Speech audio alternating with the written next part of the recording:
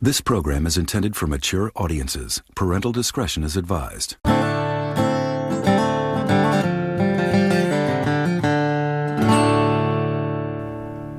Hello and welcome to the Horror Fried Podcast. I'm joined by a man whose hair is so big it's full of secrets, Michael Combs. Oh my God. We have Mike Martin over there.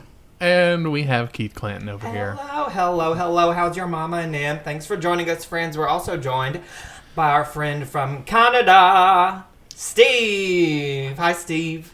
Hello. How's it going? Hey, do your best Southern impersonation right now. Say howdy, y'all. Howdy, y'all. Okay. We'll work on that. Can't put me on the spot like that. Okay. We'll work on that. We're reviewing the... God, what number is this? 8th? 6th? Yep, 97. 97. Our 97th movie in our Southern Horror series. As you know, the full list of this season's movies are posted on Instagram at the Horrified Podcast. Be sure to check those out and watch right along with us. We'd love to hear your thoughts, too. Now comes to the spell. Let's talk about I Know What You Did Last Summer. Michael, Yes, sir. tell us about it.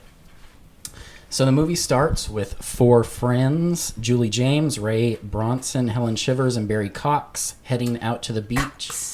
After, they're celebrating 4th of July weekend and Helen winning a beauty pageant. After leaving the beach, they accidentally hit a man, and instead of calling the cops, they smartly decide to dump the body in the ocean, because that's what any normal person would do. As they get ready to dump that body in the ocean, the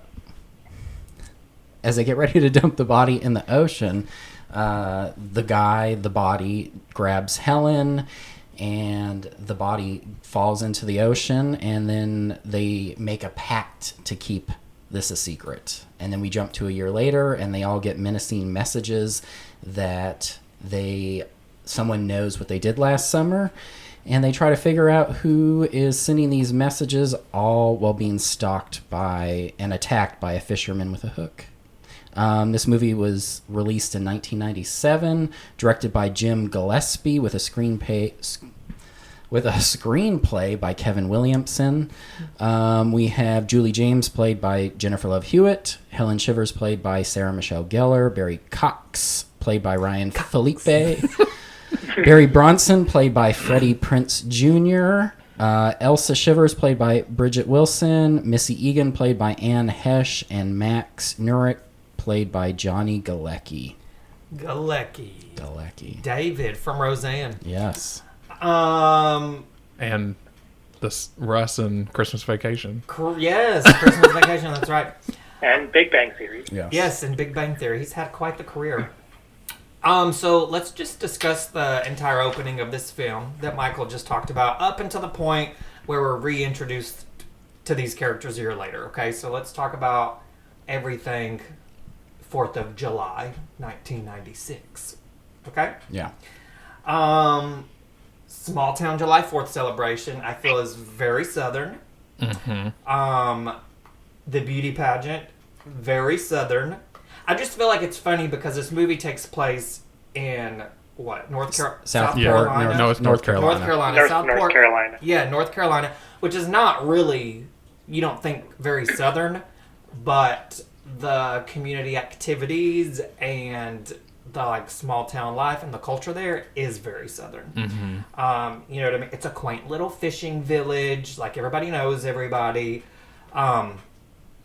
So I just want to start off by talking about the beauty pageant. I live for the beauty pageant scene. I mean, because of Helen or because of the whole thing? I love it when she's announced the winner, and I have in my notes, number 4's facial expression gives me life, and she does that little fake clap. And if you pay attention, she's competing the next year too. She's the one singing the Fame song, Mm-hmm. Yeah. And Helen looks at her like, bitch, please. You can never. But yeah, I love that.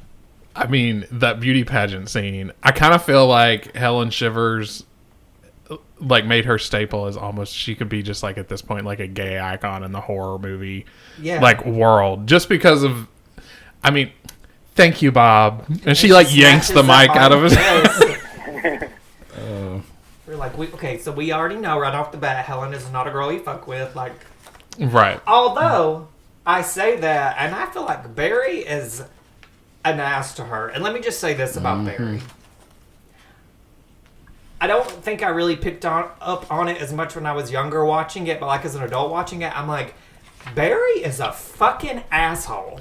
He kind of is. Yeah. He's a douche. He's misogynistic, and he's the type of guy that would let a little gay guy blow him in high school and then beat the shit out of him the next day. I mean, I feel like that's fairly accurate. Would you give him head, though? Absolutely. Steve, would you go down on Barry Cox's cock? I mean, is that even a question? I mean, I guess not. All he'd have to do is just drop the towel. So let's talk about like the whole cursing. Like, what do you think of their little accident that they get themselves involved in? Okay, so this is going to be a little speaking from experience of going. I've been to Southport. You've hit a man before? Yes. Oh my god. No, but I've been to Southport, right? So, and I, once again, not thinking about this when I was like 13 years old watching it, but like I remember watching it because I just watched this last night, and I was watching it like there is literally nowhere in North Carolina, but literally there is nowhere in North Carolina that has cliffs looking over the ocean like that. Like, first and foremost, there's no windy little roads that look like you were driving down the PCH in fucking California. Yeah. So that's a little unrealistic. But Southport, I mean, it's exactly like that. Little Town Square. Yep. And that Shivers department store, all that stuff is actually like there. Obviously, it's not called Shivers, but What's it called? I don't know. But the spot's still there. And it actually is a department store. Like they have. They didn't turn it into Miranda's. No. Don't. Miranda's Steve, bookstore. do you know what Miranda's are? What a Miranda's is? No. They're like What?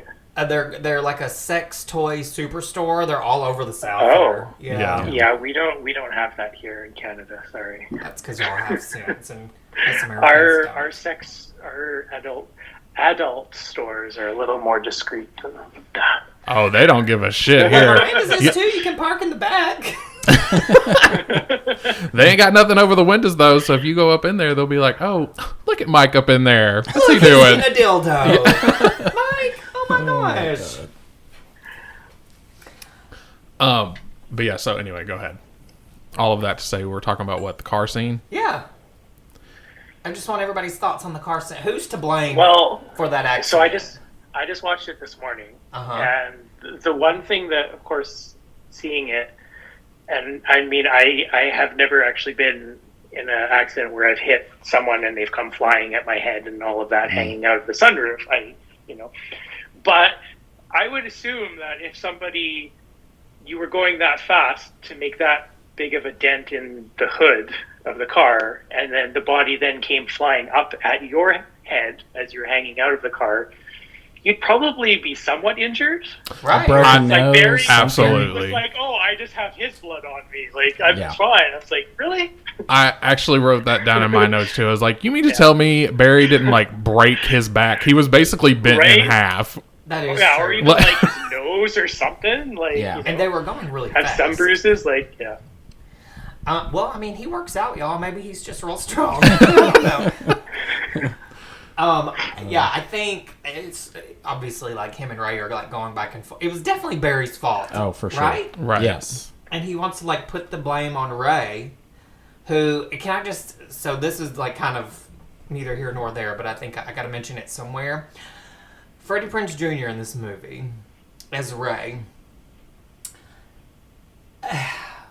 He just seems really confused and aloof in every scene that he's in. He's got that same look on his face, Yes. like, huh? Yeah. Like, Right? What's going on? He does. 100%, yes. Yeah. Every scene, he's just, I got a letter. Huh? Like, it's just... Did you know who else auditioned for that role? No, who? Jeremy Sisto. Jeremy Sisto? Mm-hmm. Elton? Yeah. Can't you suck? And Julie, your girl, Danielle Harris, apparently was supposed to be like... Julie? Like a possibility for I would Julie. have loved to see that. Yeah. Better scream. Steve, Well. are you a Danielle Harris fan? Of course. Yeah, scream. I met her, what would it be now? It was just before, would have been 2019 at a HorrorCon. She was great. Yeah, she's really nice, right? Yeah. That would have been really interesting. Yeah. But probably, I think Jennifer Love Hewitt, Jennifer Love Huge Tits, as I like to call her, it's probably a little bit better of a choice just because Julie is kind of like a good girl. Yeah. You know, Danielle Harris has never had a good girl role. Like, I think she could have played it well. Well, but yeah, I feel like Danielle is also gives off the more like stronger, yeah, female type, whereas Julie is more, innocent Soft. and like helpless, and I don't know what where Danielle doesn't give off that vibe. Yeah, I agree with that. So, I mean, that's probably, a better... But yes, to your point, probably a better screamer, because I'm just going to go ahead and say it right now. Julie James's scream is the most annoying thing. It's like It's awful. fucking nails on a chalkboard. It's like a shrieking cat. It's like a cat having sex is what it is. It is so bad. It's like It is awful. a little girl at her birthday party. And she just got a Malibu Barbie, and she is in heaven, and that's the scream. Like it's a little crazy. So obviously they hit this dude, right? If you were put in their situation, realistically, what would you do? I'd call the cops. But Yeah, I'm a good guy. I feel like I would be the Julie. I would be a Julie. Like, I just don't know in what world they thought it was a good idea to do that. To go dump the body? Yeah, just dump. It never happened. It's fine. Like why? Well, and I know that you mentioned, obviously you said this was Barry's fault in general, right? Yes. So I actually thought that, again, like after they dumped the body, had he come back up and literally told them, dude is still fucking alive down there. He just opened his eyes and looked at me. Yeah. This might have been a completely different situation. Yeah. But he never said a word. Oh, under the water. Well, and I wrote that down in my notes, too, that he didn't say anything. But let's talk about that, too. Who would jump in that water to go get that ratchety-ass crown Right? with Not seashells on it? I mean, he loved Helen. Yeah. Did he? Did he love I don't Helen? know. I really don't think he did. No. Obviously, they broke up, so... Yeah. Which brings us to a year after the accident. So Julie unwillingly returns home for the summer. She hasn't had any contact with other founding members of Southport Society for Troubled Youth until she receives a cryptic letter causing her to reconnect with her old pals. Barry is convinced that Max, Johnny Galecki, is involved and threatens him with a fisherman's hook.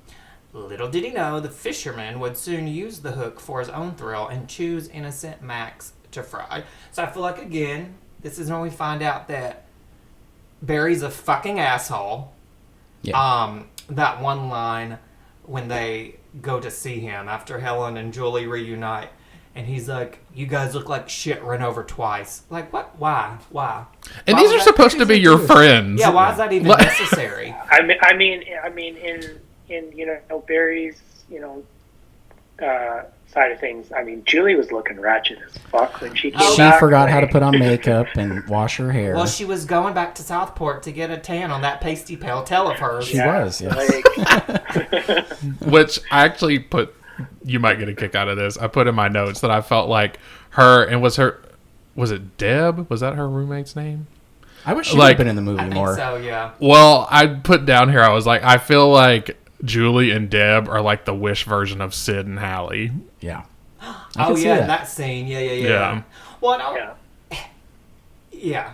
I remember when I saw... So this is off topic, but I remember when I saw I Still Know What You Did Last Summer and Brandy was in it. I was like, oh, well, maybe they just recasted Julie's roommate to like a bigger name or something. But they obviously didn't have the character. same names, and I was like, well, I almost felt like they would have just Missed went opportunity. because then it's like she would have known the story from the get go. You know what I mean? Right. But that's just me. We also are introduced to my personal favorite character in the entire movie, Elsa, Helen's bitchy queen of a sister. Bridget Wilson. I love her. I love Bridget Wilson in everything she's ever been in, but she is such a bitch in this. Like, she's just nasty, and I live for her. She's my favorite character. You and your hair. So pathetic. So, anywho, we got all that. So, Max. I feel like Barry is very aggressive with Max. Max has no idea what's going on. What did you think about that kill? Honestly, I was like, why? Yeah, that's true. Yeah, it was like it made no sense as to why he, of all people, who had nothing to do with anything at this point aside from, you know, knowing them and then, you know, driving up on them, which, you know, the body, I won't say what he is or whatever, but it's almost like he's a setup. Yeah, he wouldn't have known that anyway. So why is he killing this random guy? I feel like your notes and my notes are very similar because I literally had in here, I was like, but why Max though? Like, because it almost, I feel like makes it the movie, especially obviously as you watch it and things unfold, it almost makes it feel very premeditated. Like, I think the killer knew what he was going to do with Max before he ever. I think that. Yeah, I think so. It almost gives it like a sense of premeditation instead of like random surprise. Yeah, that's a good point. I mean, it sucks for Max. Yeah, but I remember when I saw that kill, I was like, ugh, because it doesn't bother me so much anymore. But when I was really getting into horror movies, and this was, you know, obviously came out around that time, when the hook is in his throat, I had a thing about throats, so like a throat slash or anything, like it just, I couldn't take it. But then I think he drags him across where they're like boiling those lobsters, and I'm like, oh damn, all that blood is getting all up in that lobster. I think the scene where he drags him across it's grosser than the hook in his throat. I think like the imagery of it. It's very aggressive. Like, he's very brutal. He's strong. Like, and I think that's like it's. I mean, I'm glad they showed a death like that early on in the movie because it showed, okay, this motherfucker ain't joking. Like, he's strong, he's gritty, like, he don't care. Yeah. So, anywho, moving right along. Just as Barry thinks his life is getting back to normal, obviously he thinks he squashed things with Max and everything's going to calm down. He's attacked at the local gym and run over with his own car. The four reconvene in Barry's hospital room discussing other possible suspects, where Julie and Helen decide to visit Missy Egan, the beautiful sister of the potential victim of last summer's joyride. They mix, they mingle, they return home where someone's waiting to cut off Helen's hair and hide Max's body in Julie's trunk. So there's a lot that goes on. I was about to say, that was a mouthful. It was a mouthful. I'm used to it. Yeah. So anybody can jump in. Like, go for it. Did you? No, go ahead. No, I haven't really jumped in. I'm sorry, but that Barry should have died. Being hit, going through a shed, and then being thrown onto the beach. There's no way he would have survived that. No way. Well, he did survive, like, basically being bent in half out of a sunroof. Well, that is true. Adrenaline. He had just gotten ready. He was just working out at the gym. And I'm going to say that scene where he's in the gym and his little bath towel is probably a lot of gay men's awakening. Yes. Wait, is that... Yeah. Yeah. Okay, so now, again, I just watched it this morning, and the one thing that I don't know why I didn't notice this till now, but for some reason, watching that scene, I'm like, the one thing that just stood out to me was, why the fuck is he wearing dog tags? Like who works out wearing dog tags? And then why is he showering in the dog tags? Like, well, and that's a good point, because they never make a reference to it. Make a reference like that he was in the army or no, and maybe they were his dads or something. Because there's that scene where he comes up and he like punches Ray or whatever, and there's like the conversation between all of them, and then he like makes it a point. Literally, Ray like looks at him, and Barry like puts them back in his tank top, and I'm like, what is it with these dog tags? Because I actually thought that too, not necessarily in the gym scene, but I did think about it in that scene. Like he's hiding them. Yeah, I was like, why? Like, why does he always have them? It has to be something. Well, do you think maybe they did that on purpose to like get us thinking, oh, what's going on with the dog tag, to like throw us off a little bit? Because you got to think this cast is really small. Right. There's not a lot of people in it. Well, I felt like up until he died, I felt like Max was kind of like the red herring. Like I felt like that's who they wanted you to think. Right off the bat, yeah. They wanted you to think that, but obviously not. So. Yeah, Go ahead. No, you go ahead. I was gonna say, let's talk about Helen's haircut. Oh, Helen looked fabulous after her haircut. I just don't know how that's possible. How you'd sleep through that? Yes. I'm not gonna lie though, that scene is like one of my favorite. Okay, now y'all know. Well, I don't know if Steve knows, but I have a slight disdain for Sarah Michelle Gellar as a person. Okay, but Helen is amazing. That's an amazing horror movie character. Probably one of my favorites. Okay. I think Sarah Michelle Gellar does a really good job. But that part where she wakes up and she's looking in the mirror and she's got her little message that says soon, and she like starts breaking, like that's a great scene. Mm-hmm. Pure terror. And her hair looked fabulous. A throwback to the 80s hair bands. Once she fixed it, you know. Yes. Yes. When she I remember watching this with somebody for the first time and they were like, "Oh, that's a wig. That's a wig. That's a wig." And then it obviously got cut. And then they showed her later on the float and she's got her Buffy hair or whatever, and they're like, "Okay, no, that's her hair."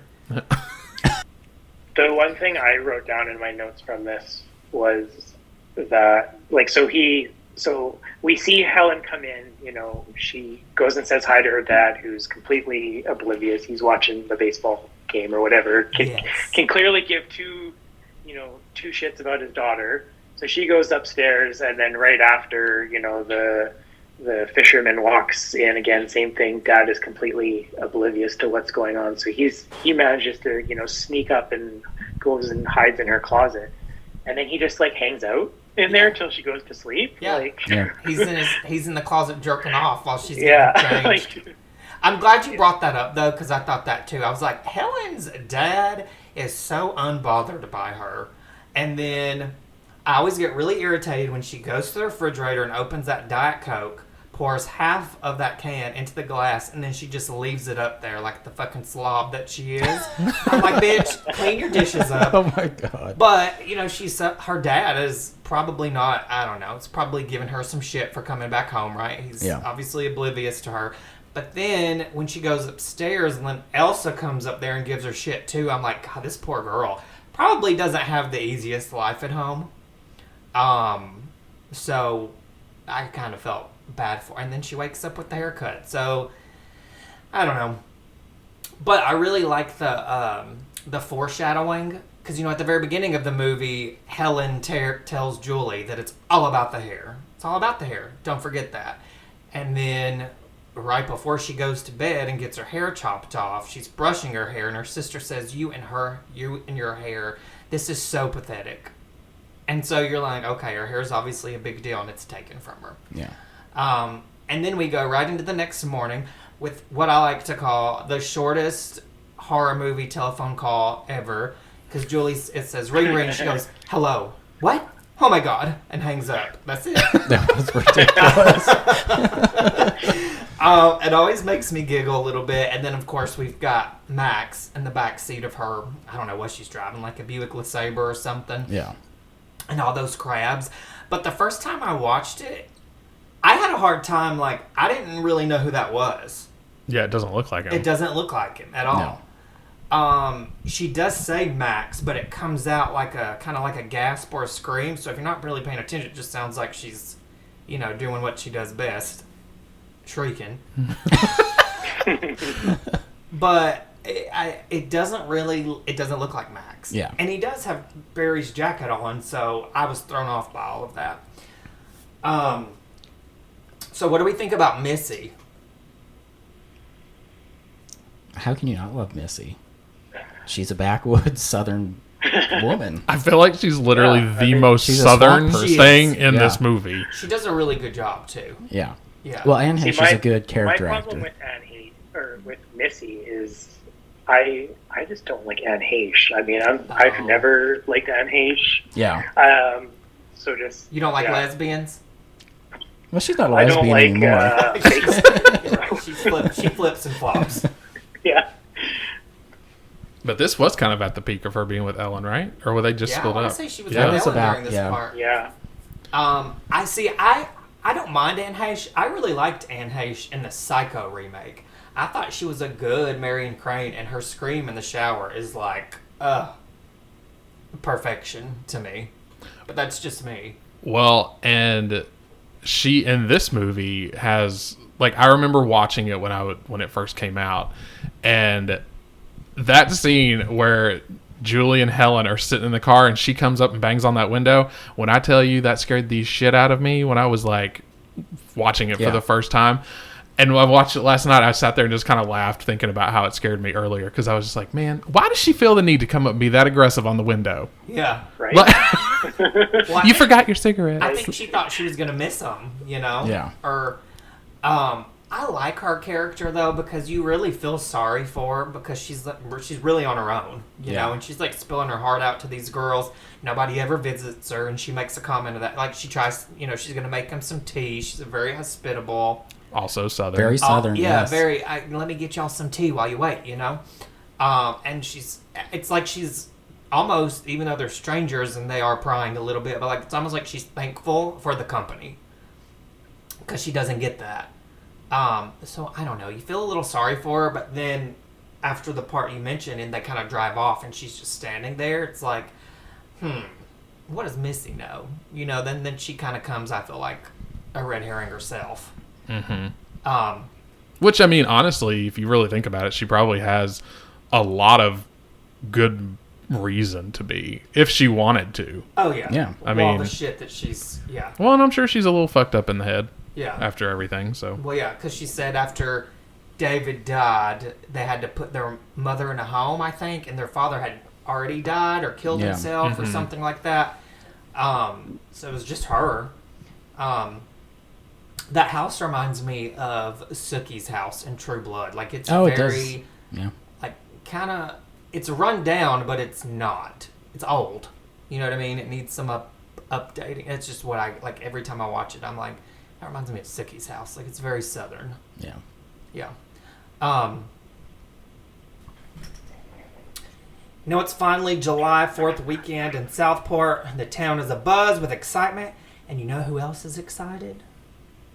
The fisherman.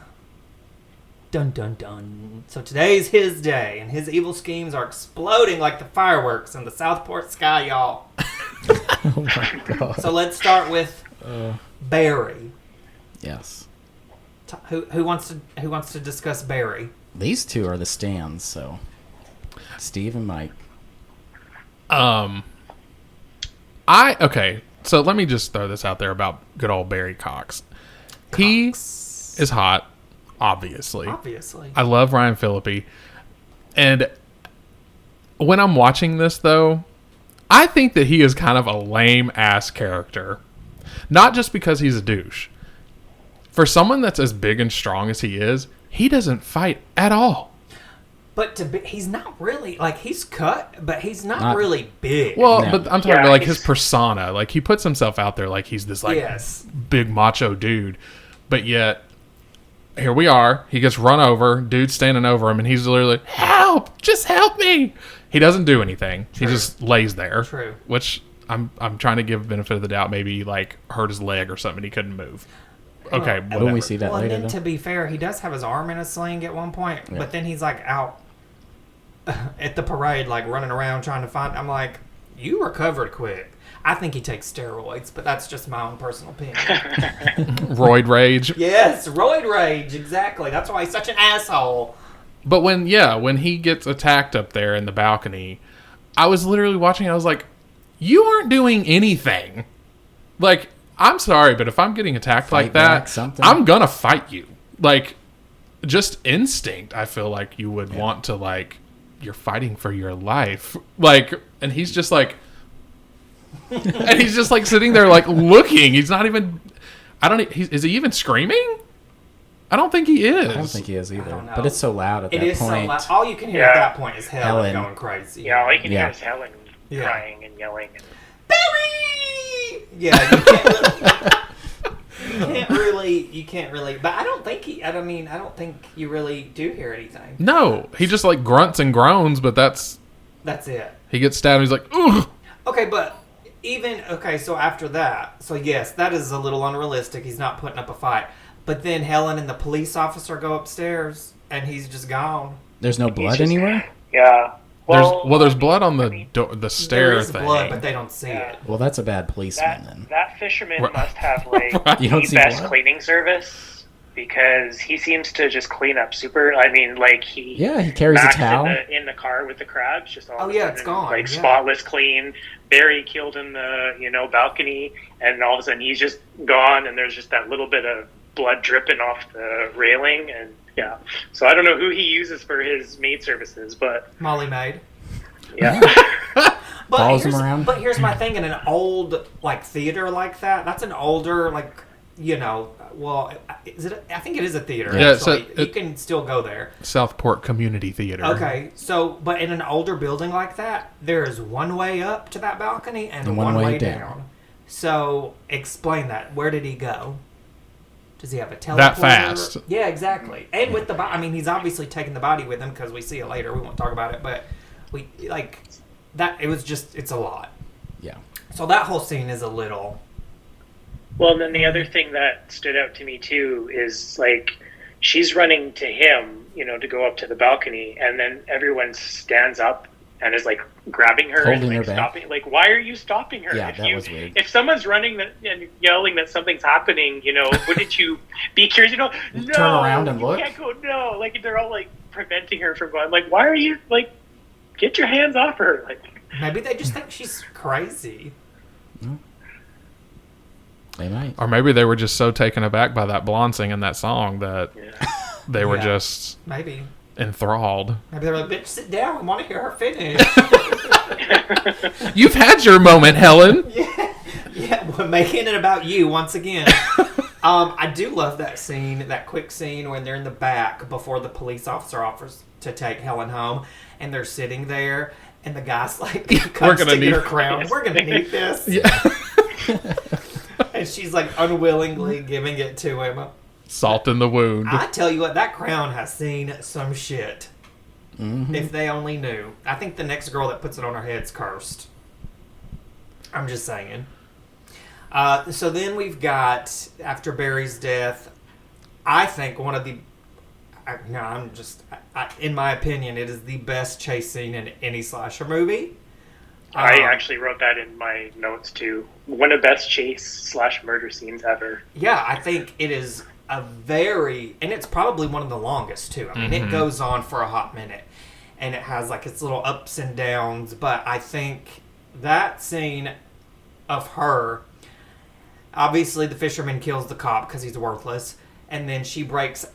With her heel, breaks out of that cop car. I'm like, what kind of glass they got on this cop car that she's just able to kick it in with her little stiletto? The town that dreaded sundown. I was literally about to say, I like to throw a reference to that every single time I can with these cops. Yeah. Because they must be taking tips from the Texarkana Police Department on all of these movies. Yes. Worthless. But that silhouette of her coming around the building, and then she's just like running, and then he comes out behind her. I love that scene. It is so good. And then she runs to her sister again. Once again, Elsa is like queen bitch, and she don't give a fuck. And she's just like, "What? I'm coming." Like, she just doesn't care. But that whole scene is so good. Elsa, Jesus Christ! Open the goddamn door! It's so good. And then so she finally lets her in. And then we lose my favorite character, and I'm a little heartbroken by it. So, what? Okay, right before that. So, in between Elsa and her locking the front door, and she makes that comment about, you could have just come in the back door. The one on Broad Street is open or whatever. Yeah. I was reading up on that when I was kind of doing my like stuff for the facts and trivia or whatever, and they were like saying something about how the fisherman like heard her, and I was like, no, y'all, he wasn't anywhere. If he was near enough to hear that, he could have gotten Helen in the front door.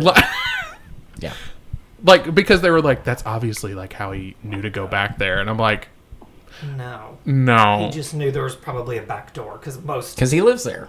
Yeah, right. All those businesses right there on the town, they're gonna have back doors for deliveries, like. And we know that the fisherman is very smart at this point. Like, he knows what he's doing. So why wouldn't he try to find another way to get in there, you know?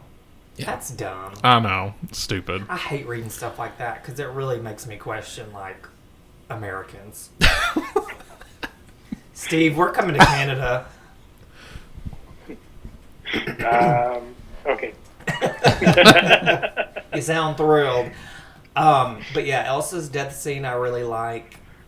It's quick, but I love it. That little scream, and it gets cut off by the fucking hook, and then he's dragging her across that back room. And I remember being like, "Ooh, he is really dragging her."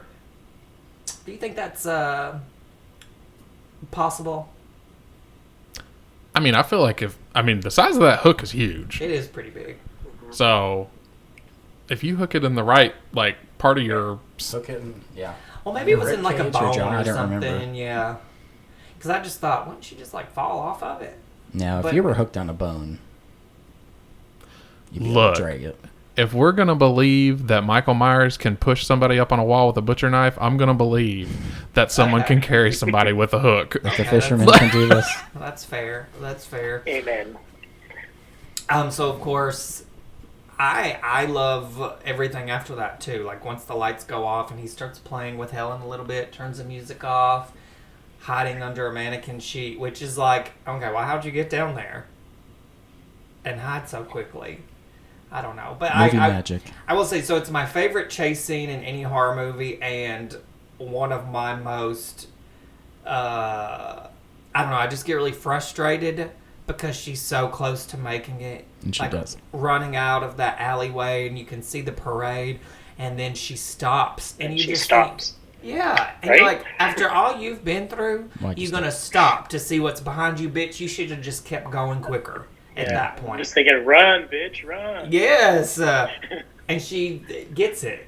And that, like, kills me, because I'm like, damn, she was so... It's just like Casey Becker in Scream. Like, she's so close to getting to her parents, and she doesn't. You know, like, I'm like, girl, you were so close. You were so close. I mean, Kevin Williamson knows what he's doing. He does.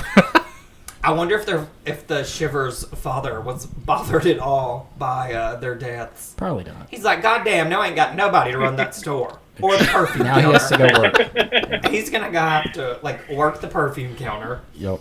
God, I wonder where Miss Shivers is. They never talk about her. She's either a socialite or dead. I think she's a socialite. She was out drinking with She's the over other in Europe socialites. at Paris Fashion Weekend. I don't know. You think somebody from Southport's going to be in Paris Fashion Week? You never know. I think she's in Fashion Week in maybe Tampa, Florida. Well, there you go. It's a fashion week. I think she's probably like one of those pageant moms that are in like Drop Dead Gorgeous. That's what I would like. Oh. That's what I would She's like picture. the Kirstie Alley of Southport. Yeah. Well, I mean, it's kind of like, because, you know, in Drop Dead Gorgeous, the husband owns a furniture store. They have this department store, so maybe that's more accurate than we think.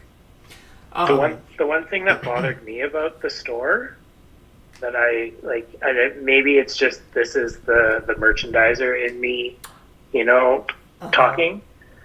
Why so many fucking mannequins? So many. Like so many. Like I mean, I've you know worked with mannequins for years now. Now I have never once put plastic sheets over my mannequins at the end of the night on the sales floor. No. And let alone upstairs, she probably had to have, I want to say, and looks like another 50 mannequins upstairs all covered in, like, for a department store that size, why do you have so many fucking mannequins? They really wanted to showcase their merchandise, every single piece of it. Yeah. They did. That is a good point. I never really thought about that. But there are a lot of fucking Yeah. mannequins in that store. And then when she's looking out the window to, go try and escape out there, there's like the dead broken one in pieces just like laying in the back alley there. I'm just like, so many well, they could spare to get rid of a few, so Sarah Michelle Gellar really likes falling out of a window. yeah. Like, you got that, and The Grudge 2, and then Scream 2. Does she do that in The Grudge 2? Yeah. Oh. She, like, falls from, like, a 2-story something. The Grudge 2. She's in The Grudge 2? And a little bit. Yeah. Yeah. Oh, okay. I don't remember it so I mean, well. Amber Tamblin's the lead in that, but she is in it. Okay. And then, I mean, while in Buffy, she falls from everything. So, Yeah. But yeah, I just think it's funny when you think about it. She does. I wonder if she did any of her own stunts. No. No, not even on No. Buffy? No. no, she had No. a stunt. Michael, you put no Woman. faith in SMG. I do not. No. That's weird. I feel like girls now would be like, oh yeah, I'm doing it. You know what I mean? I think the production company wouldn't let them, though, because of insurance reasons. Tom Cruise always does all his own stunts, and he's been doing it for years. Well, It is Tom Cruise, though, and Yeah, he gets... in the 90s, it was all about Sarah Michelle Gellar. So Well, I it feel was. like- I agree with you, but I don't think she did, no. I also feel like that's No. why I think with it being her name on this, I really do feel like that's why she has like the longest drug out Death? chase scene, death, like the whole nine. Like I feel like she would be like, okay, well, if I'm gonna do this, I'm not going out like a bitch. like she did. I in Like- know, Scream- some screen time, yeah. like she did in Scream 2, though. Yeah. I know, but that was also Same like here. I really enjoy that chase scene too. Yeah. So, I mean, I can talk about her all I want, but she's got some of my favorite. She has a good screen. I will give her She that. does have a good scream. Yeah. Yeah. So then, of course, after all this bloodshed, we've got the boat where our climax happens. Julie figures out that old Ben Willis is who they hit. And he's, I don't know, I guess he came out of the water not too long after they left him. Yeah. And now he's killing them. I didn't really understand how he came out of the water anyway. Like, well, how is he just standing down there? He's not anchored to anything. Well, I think the whole idea was like he was probably hooked to something. Like he got hooked onto, like trapped on something while he was down there. But he's real cool and collective. He looks up at Barry when he's like swimming away, you know? Mm-hmm. But it's just like they were on that dock for a minute. You know? They should have seen. Because Barry's like, strangling Julie. Yeah. all but killed her to keep this secret, and you don't see him leave the water, so it's like, what? I don't know. Maybe he's part fish. I mean, he's lived in Southport a long time. Yeah. I don't know, but yeah, I think the boat scene is good. I like that it's in very tight quarters, so there's not really anywhere for her to go except for deeper into the boat. I really like the scene where she goes into the ice box and finds Helen and Barry in there. That's a good scene. But all the screaming she does, I can't. Every time I watch, like honestly, I'll be real with y'all. If I watch it, sometimes I will stop at that because I can't deal with her screaming. Just put it on mute. Yeah. No, I could. But- I could. Talking about Helen and Barry, her finding them or whatever. Uh-huh. Once again, I don't feel like those looked like them either. No, they really didn't. I agree with you there. Well, they were frozen. Oh. But Helen looked like she'd been in that ice box for a week. And I'm like, you just killed her. Yeah. Right. Barry's a little more believable. Well, and you didn't see as much of Barry. It was literally just kind of his face. Yeah. But Helen, she done fell out all the way down to like basically her chest, and I was like, that looked nothing like Sarah Michelle Gellar. It was one of those mannequins from Shivers. Yeah. Shivers Yes. department store. Yeah. Maybe he, Why were those two bodies there, not Elsa and Max? Well, probably because they don't matter. Oh, okay. You know, I think that was all. Like, he got Julie on. Like, that was the whole point. Him trying to get Julie on the boat. But that is true. Like, how did he know she would end up down there in the ice box? Yeah. I don't know. Maybe he wanted to, like, kill all 4 of them and then, you know, do his paper mache sew thing like the creeper from Jeepers Creepers and put him up somewhere for decoration. I don't know. Maybe. Yeah. I don't know. I was trying to think. I'm pretty sure. I guess Julie and Ray, they never even saw him in like his slicker. No. Ever. No. That's interesting. Yeah. As much as she was making such a big deal about him terrorizing everything, you'd think that he was after her the whole time, but... True. I don't like it when he's like, hush, child. Like, first of all, Julie, don't get on that boat. He just called you child, and I'm getting rapey vibes from him. Don't get on that boat. Like, just go back the other way. I don't know. Did you not, like... When they get on the boat, and they start, like he turns the boat on, and he's, like, going away from the dock or whatever. I was watching it last night. I was like, girl, you're not that far from the dock. You could have just jumped in the water. Yeah, she's like, oh, shit. Yeah, okay. My So jump off. hair. Yes. Like, I guess I just didn't... That is one of those moments where I'm like, I feel like my knee-jerk reaction, if I was living in that Would be to moment, jump would off. be, Yeah, jump off the boat. I'm going to take my chances in this water. Yeah. Yeah. Like, Yeah. Like, she wasn't that far away. no. You know, she's going to be a little chilly, but she'll be all right. Yeah, it's not like you were in the middle of the ocean. Yeah. I mean, you were literally looking at Ray, and you're like, oh no. Yeah. Just jump in the water. Like, Well, here's the thing. If Ray can do it, she can do it. Because, you know, he, like, got on his little... motorboat. Yeah, and went out there, but he falls at one point into the water and gets back on. So I'm just like, if he can...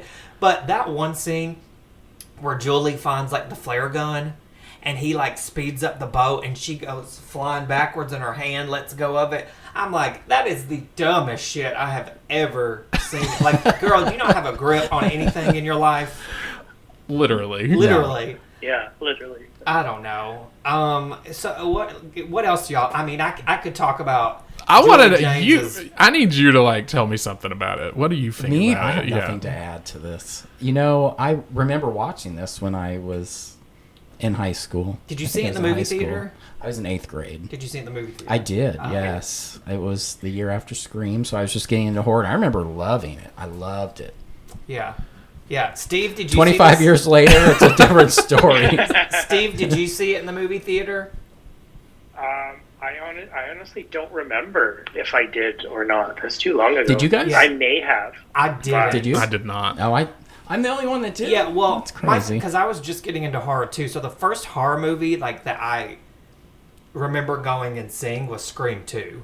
Which was the same year. Yeah, so I didn't see Scream. I didn't see I Know What You Did Last Summer. I'm sure I went and saw I Still Know in the theater, but I I'm think not I saw 100% I Still sure. Know. I'm sure I did at that point. Well, because, yeah, like, at that point, I was what? I mean, 97. I was only 12. So, like, it was one of those things where I was avidly, like, going and renting these things when they would come out. Yeah. And I remember watching I Know What You Did Last Summer, and I was like, oh, I have to go see the second one. Like, there was I remember seeing it in the theater, too. I like the second one. And I a do lot too. of people shit on it. I But do too, yeah. I like the characters in the second. Julie still got that same annoying fucking scream that she had in the first one. But I love Brandy in it. I love Brandy. I love Brandy in it. I think Mekhi Phifer is like fine as hell in this movie. Freddie Prince Jr. I love the karaoke scene. Yes. That's my favorite. I do too. I love, is her name Jennifer Esposito? Yeah. That plays the bartender. She's really good. Isn't in that Jack movie. Black in it? Yeah. Yeah. His character in that movie. Yep. Yeah, he's like Dreads. Jamaican accent Yeah. and Yeah. smokes A little lot of pot. problematic. Yeah, yes, very problematic. That part did not age well, No. at all. But Well, so going back to, like, Julie and Ray, uh-huh. they have got to be two of the most... They are perfect for each other. We'll just say that. They are, like, two of the most aloof people Yes. to be fighting out in a final scene in a horror movie. Uh-huh. And you know that I can talk shit I do love it. Let's not get it twisted. Yeah. But when I'm watching it, yeah, like you said, 25 years later, I'm sitting here, I'm like, y'all, like, this is just, every time she comes out of that thing and yells his name, why? Yeah. You can see that he is literally in the middle of fighting him. Why would you come up and be like, why? Yeah, but not to mention, why would he stop? Like, obviously, she's not in trouble. Yeah. You got the killer right in front of you. So why are you stopping to look? Like, it's just, I guess it's not one of those things where it's like a bad ending or anything like that. I just feel like it's so irritating, the things that like they do. Yeah. I'm just like, why? Whew. The scream for me that like sends me over the edge, and I'm like, okay, I can't watch this anymore.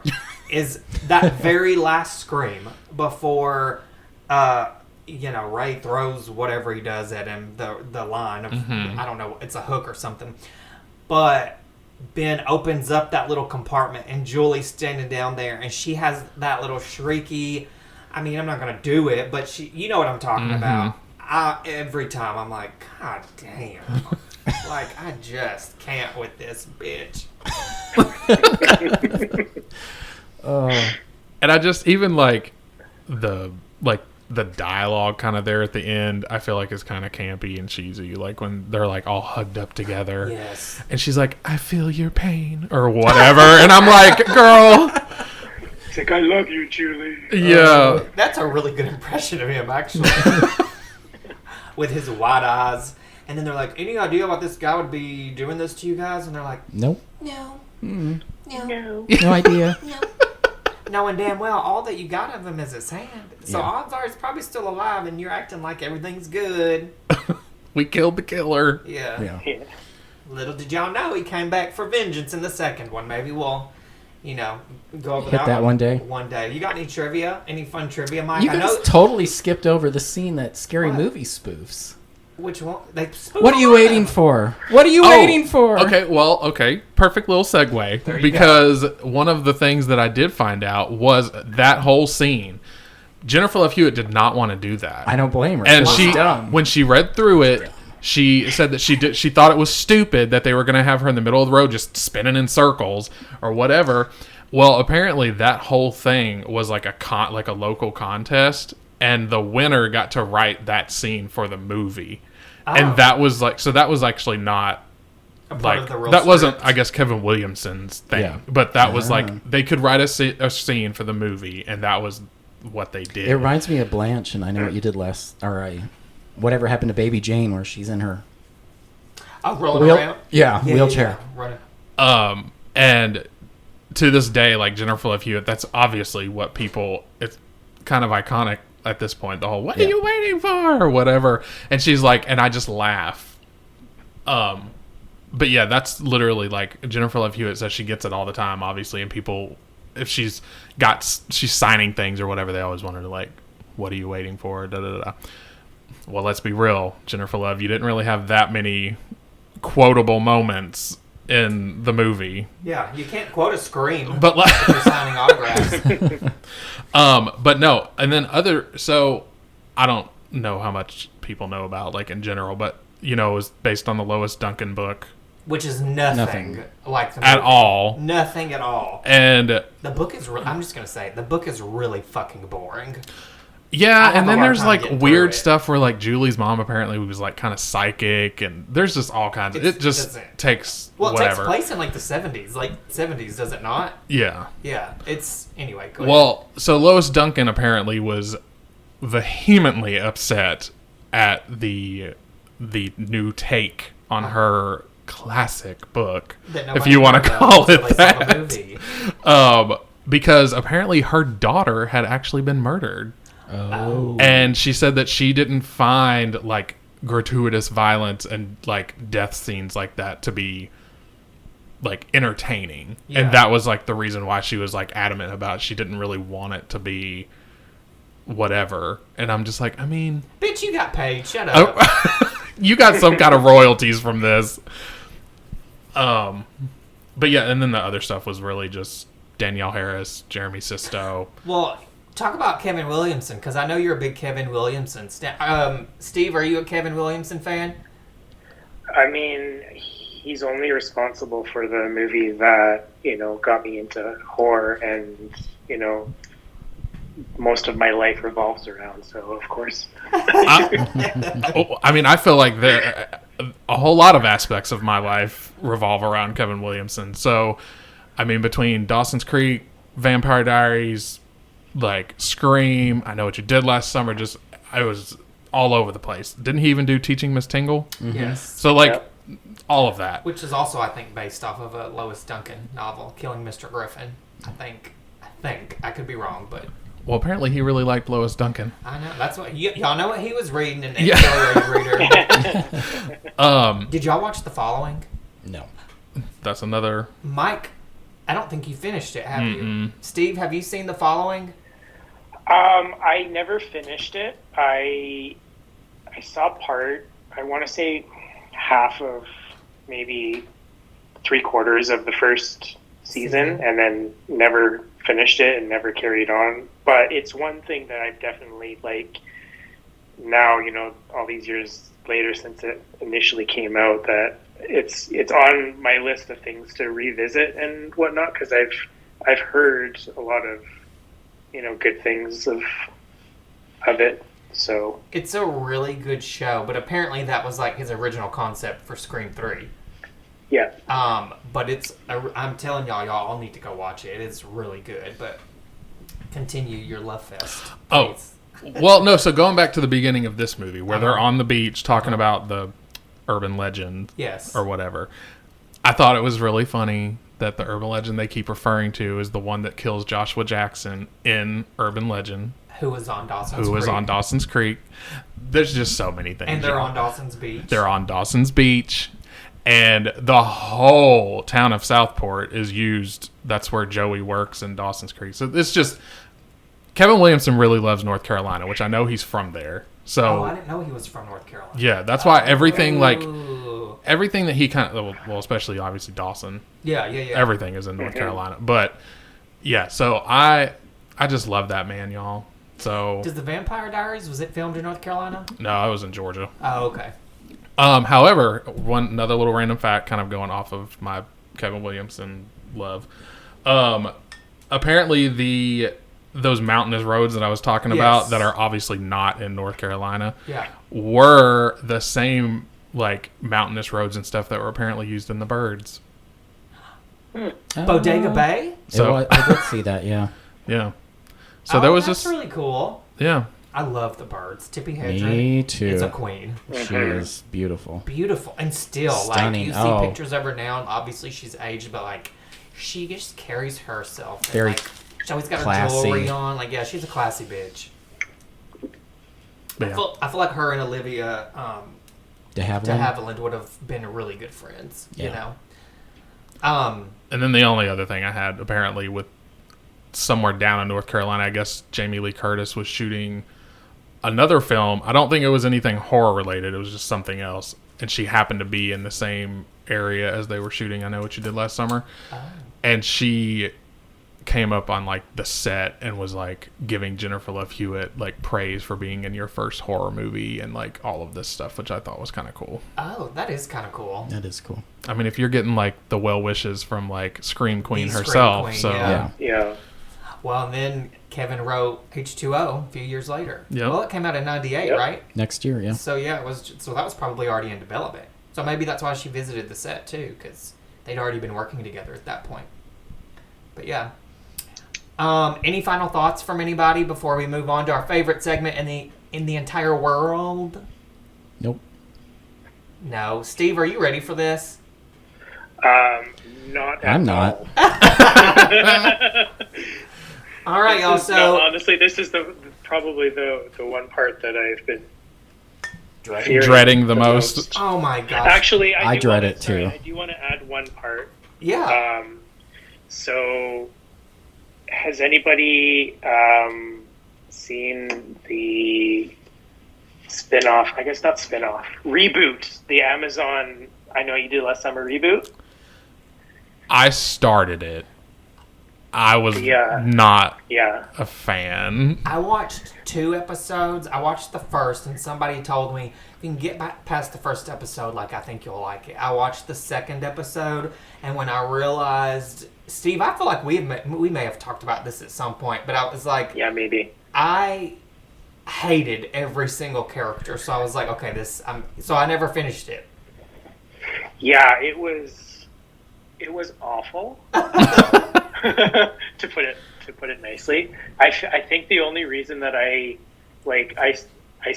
stuck it out just because I wanted to find out who the killer was. Yeah. In the end, because there's no fisherman or anything like that in this new one.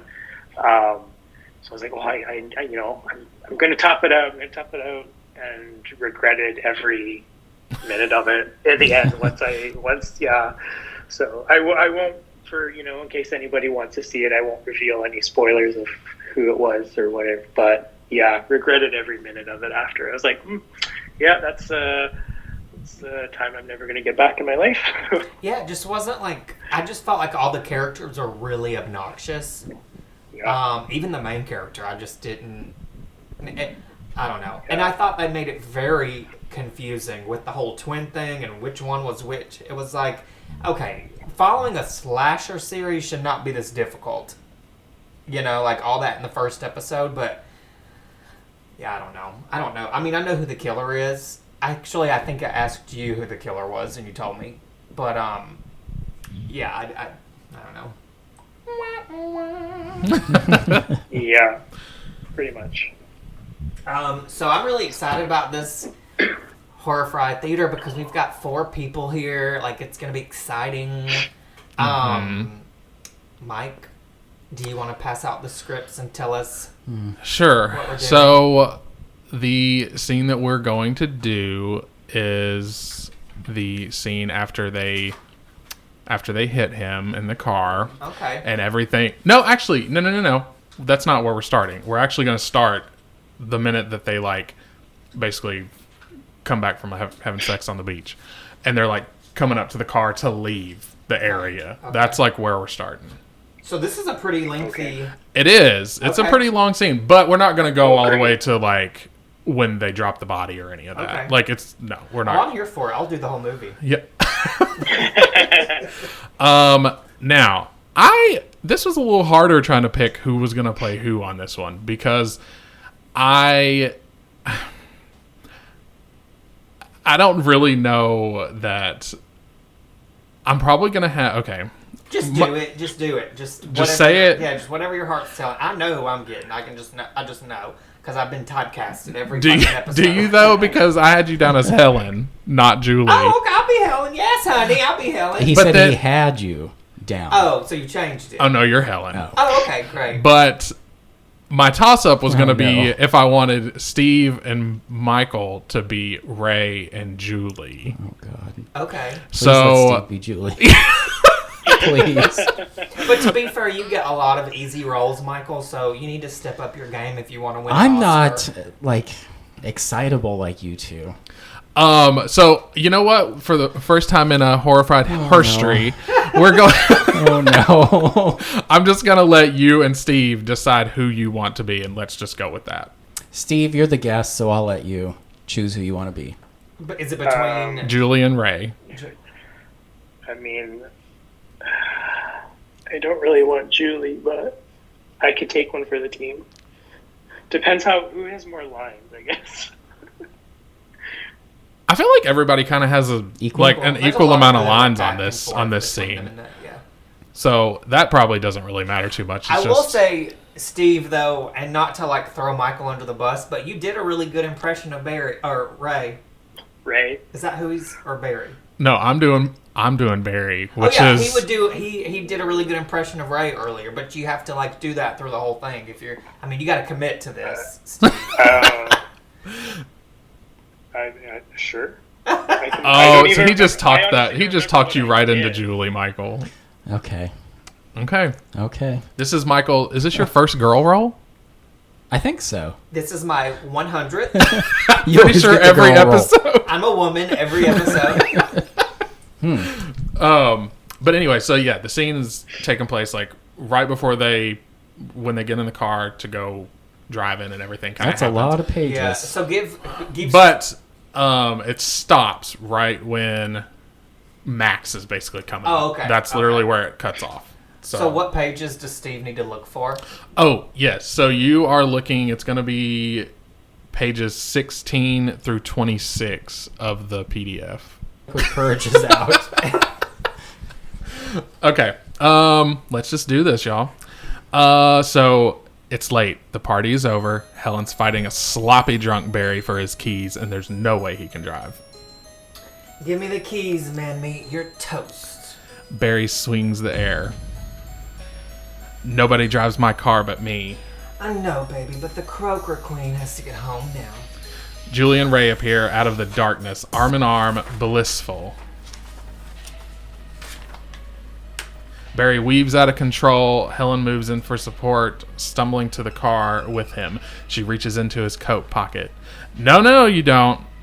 But she's too fast for him. She swipes his keys and tosses them to Ray, who nabs them. Barry turns on Ray. Give me my fucking keys! You're trash, pal. Come ride in the back seat with me. I'll let you do things to me. Helen guides him to the car. Nobody drives my fucking car. You got that shit, Smear? Loud and clear. Get in the car. They help him into the back seat. Helen slides in after him. Julie winks at Ray. They all load in the car. The BMW travels down the long, deserted road towards town. Ray's behind the wheel. Julie's beside him. Helen and Barry in the back. Barry has gathered his second wind. He reaches for his bottle. Can't drive for shit. Julie sits in the front seat next to Ray. She turns to Barry. Can you say alcoholic? Barry opens up the sunroof and stands up, sticking out of it. Hey, don't do that. Barry protrudes from the sunroof, guzzling his Jim Beam. Barry, come back inside. Barry, in his fun-loving stupor, pulls a Roman candle from his jacket and lights it. He holds it, aiming ahead of him. Balls of color shooting out into the night. He looks ahead, having a blast. Oh, no Reaper's Curve? I don't... This is an extended...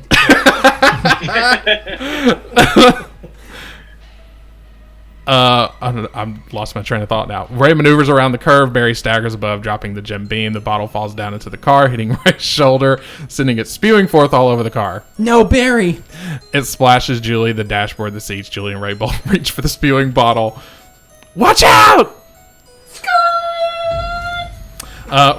Ray looks up through the windshield. Something's in the middle of the road, something big, indistinguishable. The BMW smashes into it, sending it up and over the car on the roof. It slams into Barry, knocking him back. Helen grabs hold of Barry's legs, holding onto him. Ray pulls the wheel sharply, sending the car spinning. Barry's plastered to the roof of the car, holding on for dear life. The car spins wildly several times before coming to a jerking halt. Barry falls down into the back seat, his face terrified. Jesus, fuck, shit! What was that? I don't know. Is everybody okay? I think it... Oh. I think it was an animal. Helen sees Barry's bloody face. She screams. You're bleeding! Barry wipes at it, sobering up fast, realizing... Sorry. It's not mine. It must have been a dog or something. Barry's face turns livid. Jesus Christ, my fucking car! Julie throws the door open and races out. The others follow suit. The car's half on, half off the road. Barry runs around to the front of the car. The front grill's busted and coated in blood. Ray, you fuck! Can't you look where you're going? Ray is frazzled. It came out of nowhere. I didn't see it. Julie inspects the grill. A dog couldn't have done that. A fucking deer could. Barry staggers towards Ray, ready to strike him. You dropped your bottle. I was trying. My dad's gonna freak on my ass. Come on, Barry. It was an accident. Leave him alone. Where is it? They all look to Julie. She stands in the middle of the road. If it was a deer, where is it? They join Julie, the four of them silhouetted in highlights. Maybe it ran off. I hope so. I hope we didn't kill it. I can't. Fuck that. Let's go. They start back for the car when Julie loses her footing, stumbling over something. She looks down to see lying at her foot a man's boot. Big and bulky. Julie kneels down and picks it up. They all stare at her a moment as the realization overcomes them. Oh, God! No way. But I thought... I didn't see it. There's no way. No. Oh God, this is. Well, throwing shit. Julie, calm down, girl. That was me. Oh God, this isn't happening. Suddenly the world begins to swirl around them. So dramatic. Barry runs back to the car and pops the trunk. He withdraws a couple of flashlights, throws one to Ray. You take that side. The four split up on either side of the road, combing it, looking in the ditch. Panic has set in. Helen's near hysterical, crying, sobbing almost. Will you get a grip? Julie holds on to Ray as they move down the road, the flashlight casting a single ray into the night. Please, God. Please, God. Please. And then she sees it first, lying just off the road, half in the ditch. A body. No! I cannot. Okay. Barry and Helen come running. All eyes go to as the four of them stand frozen, thunderstruck, staring down at the shape in front of them, a long agonizing silence, and then... I couldn't see it. I swear. Oh God! Is he dead? I don't know. Check his pulse. No way, man. You do it. You're the one who rammed him. Just do it. He could still be alive. He needs help. No one wants to go near it. Finally, Ray takes a step forward, moving slow to the body. The man is large before him. He wears a dark slicker. We'll just skip all that detail about him. A moment, and then Ray's face collapses. He looks to Barry. I think he's dead. Shit! Fuck! Dear God. Who is he? Can't tell. His face is all messed up. What the fuck was he doing out here? We gotta call the police. We get an ambulance out here. Helen wants the hell out of here. She races back to the car. What's the hurry? The guy's dead. You're not a doctor. Don't make that Declaration. decision. It's a very smart Julie. Barry paces furiously. Use your brain, Julie. We call the police and we're fucked. It was an accident. Ray stands, his face scared. Let me think about this a minute. Julie goes ballistic. Think about what? He was crossing the road in the middle of the night. It was an accident. You weren't drinking or speeding. There's Jim Beam all over the car. But you're sober. They'll never believe I was driving. It's my car. They'll nail my ass. That's not true. Are you kidding? Look at me. I'm drunk as shit. I'm fucked. Barry hits himself in the head several times hard. Helen goes to him near delirious. Well, tell the police the truth. They'll believe us, won't they? It's manslaughter at best. We're gonna fry no matter who takes the fall. An idea storms Barry. Then we leave. Right now. No way. Are you crazy? Think about it. He's already dead. There's nothing we can do to bring his ass back. We can't leave him here. Tell me, little Miss Pre-Law, what's the charge for manslaughter? You're not thinking clearly. You're drunk. Helen steps forward tentatively. Bear's right, Julie. No one's seen us. We could leave right now. Julie tries to reason with him to put an end to this insanity. What about the evidence? Ray's at the front of the car, checking it out. Hysteria abounds. The grill's busted. There's blood everywhere. We can clean it up. Listen to yourselves. We're going to the police. We don't have time for your shit! We gotta move fast! Let's try to stay calm. Focus. Don't you get it? If there's some of him on the car, there's some of the car in him. They'll trace it back to you. We're looking at a hit and run. Then we dump the body. Barry's raging. Julie's face drops in shock, nearly laughing. You've lost it. Helen pipes in, her face tear-streaked. Let's just pretend we were never here. Remember? Like that time we went down on each other? We could drag him to the water. Hold on.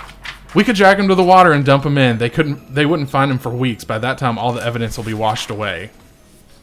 If they find him at all. The currents are strong. The undertow could carry him out to sea. Julie stares Ray down, disgusted he's even considering this. I won't be any part of it. End scene. Oh. Great job, Steve. Yes. Great job, Michael. That. No! I was not expecting, nor was I ready for that. I'm just saying. I really was excited about we don't have time for your shit! I mean, you did a really good Barry. Yes. You all did great. Sorry, had to get my straight man voice on. You did a really good misogynistic asshole. Here at Horror Fried, we rate our films using the hate scale of Nashville hot chicken. Have you ever had hot chicken, Steve? Like a good... Not from Nashville, no. But like in Canada, are there places that have like good hot chicken? I mean, I don't know. We got like buffalo chicken. I don't know. Okay, well that's not the same thing, but that's okay. I don't know. What's hot chicken? Inform me on this. You'll have to come visit us and find out. Yeah, you come visit. We'll tell you all about it. Okay, sounds good. That's what we do. When Maggie was here, we took her. That's literally, she's coming in June, and she said, I don't care what we do, I just want hot chicken. And I was like, okay, girl, we will take you to get hot chicken. Like, it's good. So we'll be using the temperatures on a scale of 1 to 5, no spice, mild, medium, hot, and Nashville hot. So, Steve, since you're our guest of honor, would you like to go first? Sure. Well, I mean, this film has a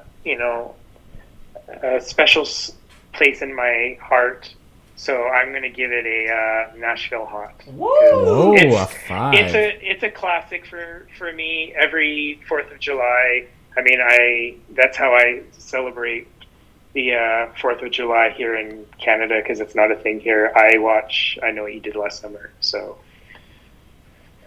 Perfect. Love that. Nashville hot. All right. Michael? Me? If this was 1997, I would give it a Nashville hot. But being that it's 2022, I'm giving it a medium. Okay. I just saw it in a whole different light this time, and it's just a standard slasher to me this time. Okay. Yeah. That's fair. I have nothing else to add, yeah. Okay. Mike? Well, I'm going to absolutely agree with Steve on all of that, as far as like obviously there's the nostalgia behind it. Like, I loved it then when it came out. Everything, I mean, yes, it's a little lackluster in some of like the kind of cheesy moments and then the believability on some of the scenes. But overall, you could not have asked for a better cast in 1997. And then like, obviously the Kevin Williamson stuff, everything about it for me is a 5. So I'm a Nashville hot. This is my first Nashville hot Big moment. of the show. So that says a lot. That does say a lot. So I feel like I always have a difficult time, but I was going between medium and hot, and I'm kind of like, obviously, like it is very nostalgic. This is when I grew up, learning to love the horror genre. But to Michael's point, like when you watch it now, I don't know, it's just, I find some of it more annoying than I did before. But I'm landing on a solid hot. Simply because Sarah Michelle Gellar's chase scene in that movie is by far the best out of any horror movie. And also Elsa is like queen. So I don't think I can give it anything less than hot. So yeah. Well, so now with that, all of that being said, all of our little thoughts are out there for what we rated it, right? Uh-huh. Yeah. Apparently, this film was written prior to Kevin Williamson writing Scream. Uh-huh. But nobody picked this movie up. But obviously they picked Scream up before. Yeah. And that was a huge success, which in turn, everybody wanted more of that. Yeah. So this movie was pretty successful as well after the fact. But what do you think, if that had been reversed and this had come out before Scream, do you feel like people would have taken to this movie like they did Scream? Yeah. No. Like, I feel like the twist is okay in this, but it's not nearly as... It's just not as good. It's not as original. Yeah. I mean... Because you think about it, like, even... Like, we've seen I Know What You Did Last Summer before, like, in a different capacity. Like, whether it was a 70s slasher or an 80s slasher, like, we've seen that before. Scream was completely different. Yeah. Well, I mean, that's what they say, right? Scream, like, recreated the genre. Yeah. Mm-hmm. So. All right, Steve. We really appreciated you joining us. It was a blast. Yes, thank you, Steve. A lot of fun. Thank you for having me. I enjoyed every moment of it, especially your Julie James shriek. Yes. You survived your first horrified theater. Yeah, you did. Woo woo! And to this day, you're the only one that's been on Horrified Theater other than Ryan. Other than Ryan, yeah. So, Steve, tell everybody where they can find you on Instagram. My Instagram is... What is my Instagram? Let's think about it. It's Stove. Stove, like the appliance. Yeah, you can find me on there. All of my collection, mostly Scream-related stuff. But, yeah, you can find me on there. It's Stove. Yeah, he's got a lot of ghost face masks, y'all. Mm-hmm. How many ghost face masks do you have? Oh, I don't know. I'd probably have to do another count, but I want to say at least 35. Okay. Wow. Do you have them all displayed, or do you have some like put away? I have a couple put away that I just don't have room for at the moment, like to put up. But for the most part, they're all either hanging on my wall or I have a few like in a display case. But yeah. Gotcha. Yeah, y'all follow Steve on Instagram. Thanks so much for joining us. If you like what you hear, please like, subscribe, and rate the Horrified Podcast on your favorite streaming service. We love those ratings, y'all. It helps us get noticed in the horror community, so please continue to do that. Links are available on our Instagram page. Now it is time to swap some spit and hit the road. Until next time, remember, there's not a pot too crooked that a lid won't fit. Bye. Bye, everyone. Bye. Bye.